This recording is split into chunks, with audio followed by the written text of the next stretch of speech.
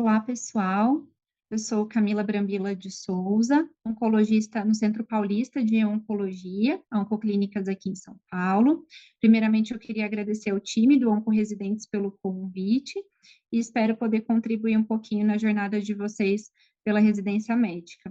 O assunto, então, de hoje são os aspectos iniciais, gerais, de câncer de pulmão de pequenas células. Esse é o nosso programa, os assuntos que nós vamos abordar hoje. Então, eu queria iniciar trazendo alguns aspectos gerais sobre câncer de pulmão, de maneira geral.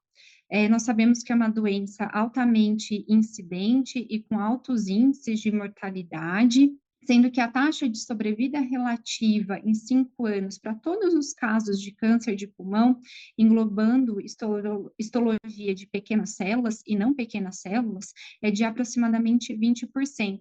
Uma pequena parcela apenas dos diagnósticos são feitos em estadiamento inicial, sendo que nesse cenário, a sobrevida em 5 anos é de aproximadamente 50%. Nós sabemos da importância da relação do desenvolvimento de câncer de pulmão com o tabagismo, sendo que 85% dos casos de todas as neoplasias pulmonares estão envolvidas com hábito tabágico. Dessa maneira, a gente tem um importante papel em termos de prevenção e rastreamento de doença. Sabemos também que nos últimos anos nós tivemos avanços importantes em aspectos terapêuticos do câncer de pulmão, principalmente para a histologia de não pequenas células, como a gente vai abordar em aulas posteriores também. Em relação à epidemiologia geral, a incidência de câncer de pulmão no mundo foi estimado pela Globocan em 2020, na incidência de aproximadamente 2,2 milhões de casos, sendo o segundo câncer mais incidente no mundo. Dentre os homens, globalmente, ele é o mais frequente e ele é o terceiro em ocorrência dentro da população feminina. Nos últimos 40 anos, a gente observa uma mudança dessa curva epidemiológica, no sentido de um declínio nas taxas de incidência dentro da população masculina e um aumento da frequência de câncer de pulmão na população feminina, muito relacionado ao aumento do hábito tabágico nessa população. Em relação aos dados epidemiológicos brasileiros, o INCA recentemente divulgou, então, as estimativas para o próximo triênio, que compreende de 2023 a 2025. São esperados 704 mil novos casos de câncer, no geral, na população brasileira para esse triênio, sendo que pulmão é o quinto mais incidente nessas estimativas, com a ocorrência de aproximadamente 32 mil novos casos para cada ano desse triênio. Em termos de dados de mortalidade, em 2020 foram computados mais de 16 mil óbitos entre homens e mais de 12 mil óbitos entre mulheres decorrentes de câncer de pulmão. Esses, então, são os dados das estimativas aí para 2023, o levantamento do INCA. Aqui a gente observa a incidência dentro da população masculina, o câncer de pulmão ranqueando aí em terceiro lugar dos mais incidentes, e na população feminina sendo o quarto diagnóstico neoplásico mais frequente. Entrando, então, um pouquinho nas diferenças epidemiológicas e na apresentação de câncer de pulmão subdividido em pequenas e em não pequenas células, a gente sabe que a maioria dos casos são de câncer de pulmão não pequenas células, né, 85% das apresentações, e o câncer de pulmão de pequenas células compreende 15% dos diagnósticos. Desses, infelizmente, a maioria são diagnosticados, então, já como uma doença extensa, e apenas 30% dos casos de câncer de pulmão de pequenas células se apresentam ainda como uma doença limitada. O câncer de pulmão de pequenas células, então, está dentro dos tumores neuroendócrinos, né?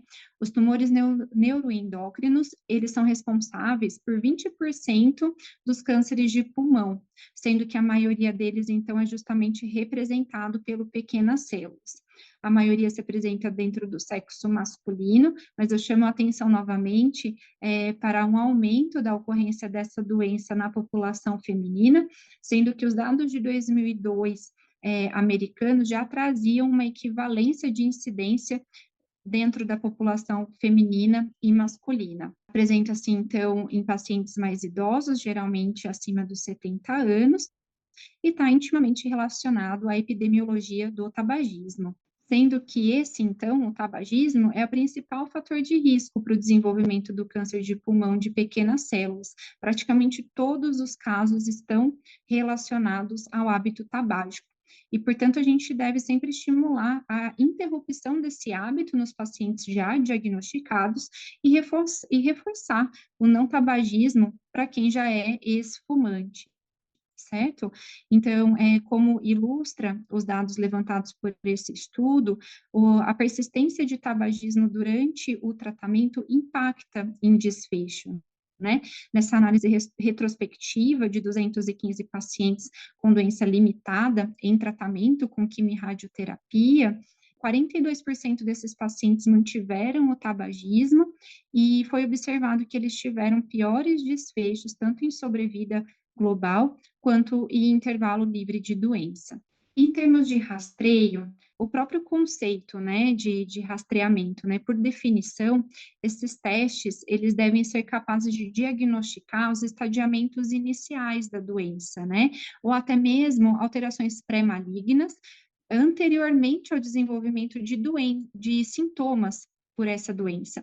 Nessa situação, nesse cenário inicial, a gente tem maior possibilidade de cura desse paciente. Como a gente vai ver em câncer de pulmão não pequenas células, a gente sabe que o rastreamento com tomografia computadorizada de baixa dose, ela é capaz, em não pequenas células, de identificar estadiamentos iniciais dessa doença. Só que, infelizmente, a gente não observa a mesma aplicabilidade dessa tomografia de rastreamento no cenário de pacientes com câncer de pulmão de pequenas células. Isso porque é uma doença que se caracteriza por um rápido crescimento, uma evolução agressiva, né, com o aparecimento de sintomas num período muito menor que um ano, que seria o intervalo entre os exames de rastreamento. Por isso, para esse cenário, ele não se mostra eficaz, assim como a gente identifica em outros cenários. Em relação à história natural, como a gente já vem dando sinais aqui, o câncer de pulmão de pequenas células, ele se apresenta com uma característica agressiva, um tempo rápido para duplicação, uma alta taxa de crescimento e desenvolvimento precoce de metástases. Sem tratamento, os pacientes em cenário metastático têm uma sobrevida mediana de apenas 4 meses, e mesmo com alguns avanços que nós tivemos no tratamento de câncer de pulmão de pequenas células, os dados de sobrevida eles têm se mantido estáveis nos últimos anos, né? De modo que a doença limitada tem uma sobrevida em 5 anos de até 15%, e a doença extensa de apenas 2%. Os principais sítios de metástase dessa doença são ossos, né, fígado, adrenais e sistema nervoso central. Lembrando que metade dos casos de comprometimento secundário do sistema nervoso central, os pacientes se apresentam neurologicamente assintomáticos. Então, é um sítio que a gente deve rastrear logo que se suspeita da doença também. Então, acometendo mais homens acima dos 70 anos, com um histórico de tabagismo, a doença se apresenta em imagens, né, como grandes massas hilares, uma doença volumosa mediastinal, com sintomas compressivos, então o paciente pode apresentar dispneia, tosse, sibilos, hemoptise, rouquidão pelo comprometimento do nervo laringeu recorrente, dor e sintomas relacionados à síndrome de veia cava superior. Outras queixas bem frequentes são as queixas constitucionais, astenia, perda ponderal, outros sintomas relacionados à própria presença de metástases, como dor óssea ou os sintomas neurológicos, e também os sintomas relacionados a síndromes paraneoplásicas. As síndromes paraneoplásicas, então, elas estão presentes em cerca de 10% de todos os casos de câncer de pulmão, sendo que o câncer de pulmão de pequenas células é o mais relacionado. O que seria, então, essa síndrome?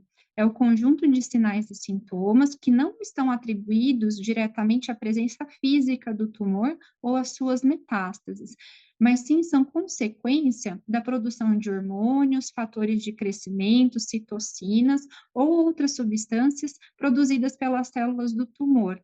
Então, esses sintomas, eles podem resultar tanto do aumento dessas substâncias circulantes, como também de autoanticorpos produzidos contra as células tumorais. E esses anticorpos, eles podem reagir de forma cruzada com uma variedade de constituintes celulares normais do organismo. Então, a gente pode ter manifestações em outros sistemas, como neuromuscular, osteoarticular, vascular, renal, enfim, outros, por essa reação cruzada.